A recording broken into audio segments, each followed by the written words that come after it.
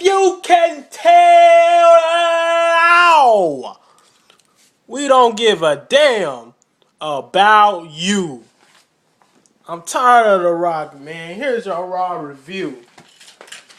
Anyway, I'm going to get right to it. The Raw pretty much sucked, okay? Dolph Ziggler came back, but you're going to see why I hated it. But let me get right to it. Paul Heyman comes out, talks about how he feels that he is in the way of Punk truly shining to be a star. He feels that he is in the way that he is going to, quote unquote, retire or quit or whatever, say his last goodbye. So, of course, that leads to CM Punk come out and say, no, you don't need to do this, Paul Heyman. Are you crazy? They have an argument about that. Punk doesn't want Paul Heyman to retire, obviously. So, they eventually walk out, okay? Which leads us to match number 1. Pretty much the only thing good about this show. Mark Henry, which is one of my favorite wrestlers. Squash, which is a wrestler that I hate. One of the wrestlers I hate the most. Great Khali. He squashed Great Khali. Thank God, man. Somebody needs to just completely squash him. I don't know why the WWE still has him around, but they really need to get rid of him soon. So, after Mark Henry completely squashes Great Khali like in less than 2 minutes, we get Jericho, Teddy Long, and Booker T segment in the office, and Jericho is saying that he wants wants one of the remaining spots in the Elimination Chamber, and y'all know what Booker T said. You gotta prove yourself, sucker.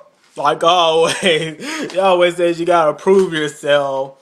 So sorry about that. So he has to prove himself against Daniel Bryan, and yeah, I was looking forward to that match. Daniel Bryan versus Chris Jericho. Yeah, and they really did not disappoint. So after that, we get a Vince and Vicky and Heyman segment. They're talking about a stipulation and all this, and Vicky's basically saying, Paul, you can't run this through me. You have to run it through Vince McMahon. So they call Vince McMahon, and basically the stipulation is if The Rock gets counted out or disqualified, he automatically loses his title. Yeah, okay, whatever. We've seen that millions of times, and why would The Rock get himself disqualified? He is a face. But anyways, whatever.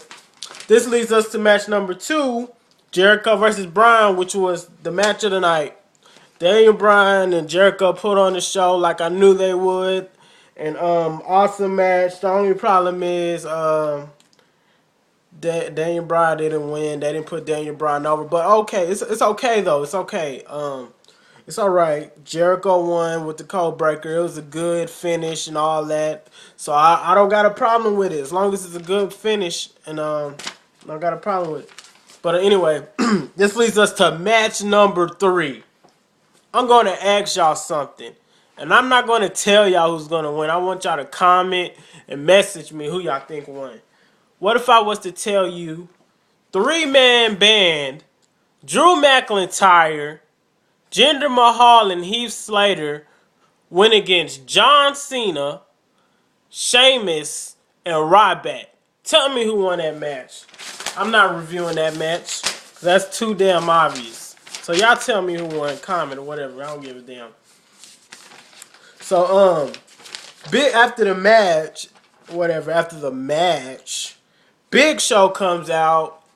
He's embarrassed because what Alberto Del Rio has been doing to him over the past few weeks. He comes out. He pulls a Chris Jericho. He comes out. He doesn't say nothing and walks out. Oh, okay. That was obviously a time waster. That wasted about 10 minutes of Raw. Okay. So this leads us to match 4. Squash match. Jack Swagger versus Zack Ryder. Said it on my SmackDown review.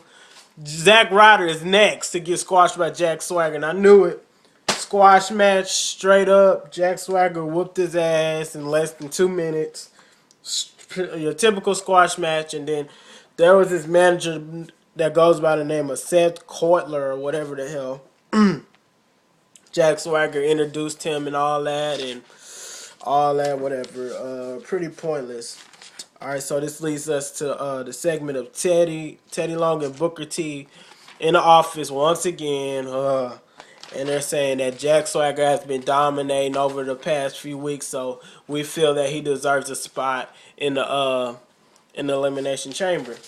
Okay, no problem with that. Understandable. So this leads us to Miz versus Cody Rhodes. I'm not letting that one slide. Hell no. Miz versus Cody Rhodes. That match went by so quick. That's the match that should have lasted like over 15 minutes or something. That should have been one of the highlight matches of the night. And then it ends in a disqualification. Why don't you let them have a good match? The Miz and Cody Rhodes, come on. Your future talent, you're going to let it end in a disqualification? I rated that damn match a -9 because that was horrible. The ending was horrible. Everything was horrible about the match. And once again, my main man, Cody Rhodes, loses. So, god damn it, -9. So, we get match 6. Lord Tensai and Brodus Clay versus Epico and Primo. Not mentioned in that damn match. Move on. Let's go.